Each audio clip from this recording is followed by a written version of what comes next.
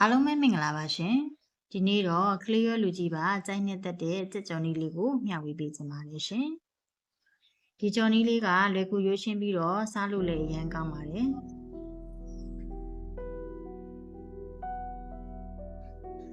ကြက်သားကြော်ကိုအတွက်ကိုတော့ကျမဒီနေ့ကြက်ရင်မုတ်တစ်ချမ်းကိုတုံထားပါတယ်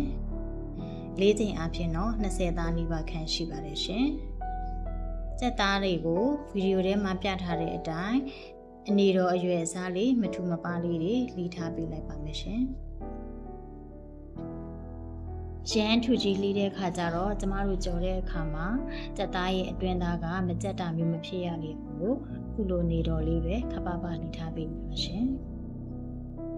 ပြီးသွားရင်တော့သူ့ကိုအရသာနေဖို့အတွက်ပိတ်ငံပြရဲ့အကြည့်ကိုထမင်းစားစွန်းနဲ့တစွန်းစားထည့်ပါမယ်ရှင်။နည်းနည်းမင်းပပလီထားတာကိုလည်းထမင်းစားစွန်းနဲ့တစွန်းစားထည့်ပါမယ်။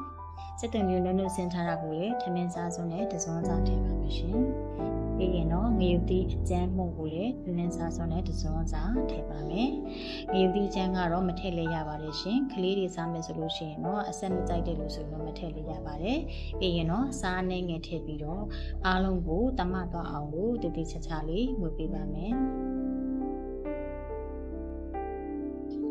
အားလုံးတမအောင်မှွေပြီးပါပြီဆိုရင်တော့အရသာလေးဝင်သွားအောင်လို့15မိနစ်လောက်နှက်ထားပေးလိုက်ပါမယ်ရှင်။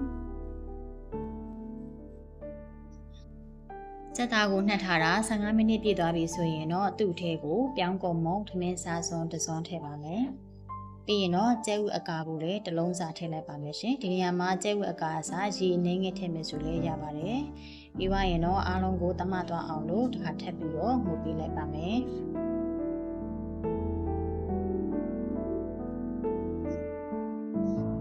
ကြက်သားရဲ့ပြောင်းကုန်မုံရဲ့ကျဲဥအကာရဲ့အားလုံးကိုတမသွားအောင်မှုပေးပြီးသွားပြီဆိုရင်တော့ကြက်သားတုံးလေးတွေကိုပေါင်မုံ6လေးတွေနဲ့အခုလိုမျိုးတစ်ခုချင်းစီကတ်ထားပေးလိုက်ပါမယ်ရှင်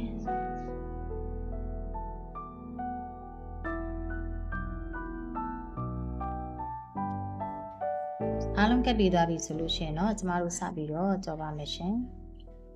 ကြော်မဲ့ဦးတွေကိုစီထည့်ပြီးတော့စီပူလာပြီဆိုတာနဲ့စက်သားလေးတွေကိုထည့်ပြီးတော့ကြော်ပေးပါမယ်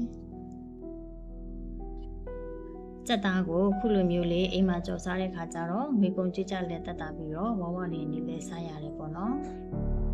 ပြီးတော့တနက်ရှင်းရှင်းလဲစားရပါတယ်အိမ်မှာတသားမီးလေးရှိရဆိုရင်လည်းခုလိုမျိုးလေးကြော်ကြည့်ကြည့်ပါနော်ကလေးတွေအရန်ကိုကြိုက်ပါတယ်ရှင်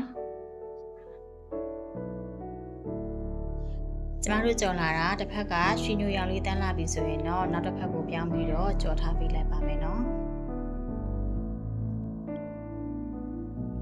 ခုလိုမျိုးနှစ်ဖက်လုံးရွှေညိုရောင်လေးတန်းလာပြီဆိုလို့ရှိရင်တော့ဆယ်ထုတ်ထားပြီးတော့စစ်ပြီးပကံတစ်ခုထဲမှာထည့်ထားပေးလိုက်ပါမယ်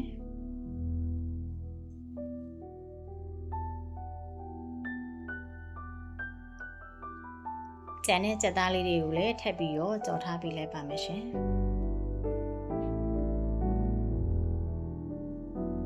အားလုံးကြော်ပြီးသွားပြီဆိုရင်တော့သူ့နဲ့တွဲစားဖို့အတွက်အချင်းရည်လေးလုပ်ဖို့ပကံတစ်ခုထဲမှာငန်းပြရည်ကိုထမင်းစားစွန်းနဲ့တစွန်းစာထည့်ပါမယ်။ဖျူးစီကိုလည်းထမင်းစားစွန်းတစွန်းစာထည့်ပါမယ်။ရှာလကာရည်တော့ထမင်းစားစွန်းနဲ့2စွန်းထည့်ပါမယ်ရှင်။ရေကိုတော့ထမင်းစားစွန်းနဲ့3စွန်းစာထည့်ပါမယ်။